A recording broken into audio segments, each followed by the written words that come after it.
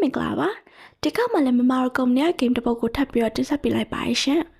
ဒီကောက်ဂိမ်းလေးရဲ့နာမည်က Friends နဲ့တငယ်ချင်းနဲ့ကြားရချစ်ချင်းမြတ်တာဘယ်လိုများဖြစ်မလဲဒီဂိမ်းနဲ့မှာတော့တငယ်ချင်း၃ယောက်ရှိတယ်၂ယောက်ကကောင်လေး၂ယောက်ပေါ့နော်ပြီးတော့ကောင်မလေးတစ်ယောက်ကောင်လေး၂ယောက်ကိုမှတ်ရလွယ်အောင်ပြောမယ်ဆိုလို့ရှင်ပထမကောင်လေးနဲ့ဒုတိယကောင်လေးလို့ပြောမှာပေါ့တရားမှာတော့ပထမကောင်လေးကဒုတိယကောင်လေးနဲ့ကောင်မလေးကိုအတူရှိနေတာတွေ့လိုက်ရတယ်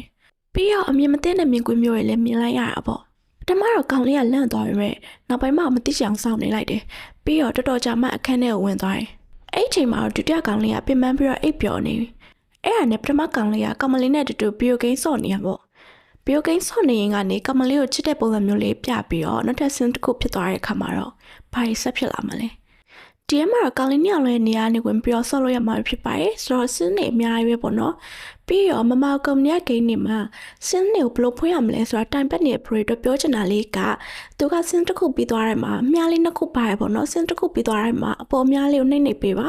အဲဆိုလို့ရှိရင်တော့ဆင်းတွေကတစ်ခုပြီးတစ်ခုလာပါလိမ့်မယ်ပြီးတော့ကောင်လေးတယောက်ပြီးရဲ့အခါတိုင်းမှာနောက်တစ်ယောက်ကိုထပ်ပြီးတော့ဆော့လို့ရတယ်ပေါ့နော်ပထမကောင်လေးရဲ့နေရာမှာဆိုလို့ရှိရင်လေကောင်မလေးနဲ့ဒုတိယကောင်လေးတို့အတူရှိနေမြင်ကွေးကိုမြင်ပြီးတဲ့နောက်မှာသူကကောင်မလေးနဲ့ဂိမ်းတူဆော်ရဲပြီးတော့ absent ဖြစ်တယ်ပေါ့နော်အဲ့မှာပဲဒုတိယကောင်လေးနိုးလာတယ်စံပုံစံမျိုးတွေသွားကြရဲပေါ့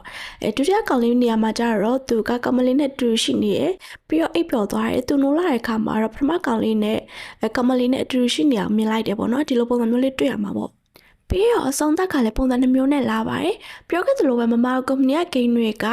အကောင်လုံး animation နဲ့လာတာပေါ့နော်ပြီးတော့ voice လည်းပါတယ် smooth ဖြစ်တဲ့တက်ရက်တဲ့တော်လေးမိုက်တဲ့ပုံစံမျိုးနဲ့ဆွဲထားတာပေါ့သူက complete version နဲ့ဆော့မှဖြစ်ပြီးတော့သူရဲ့မကဘိုက်ကတော့900ကျော်ပါတယ် file size ကတော့ 1GB နဲ့ကျော်ရပေါ့နော်ဆိုတော့ 1GB ဝန်းကျင်မှာပဲရှိပါတယ်ရှင်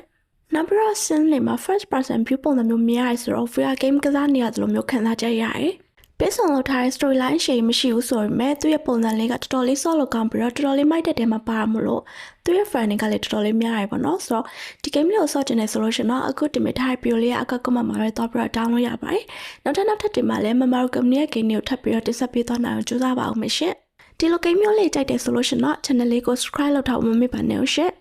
နောက် video မှာပြန်ပြီးတော့တွေ့ကြပါမယ်နော်အားလုံးပဲ see you ပါရှင်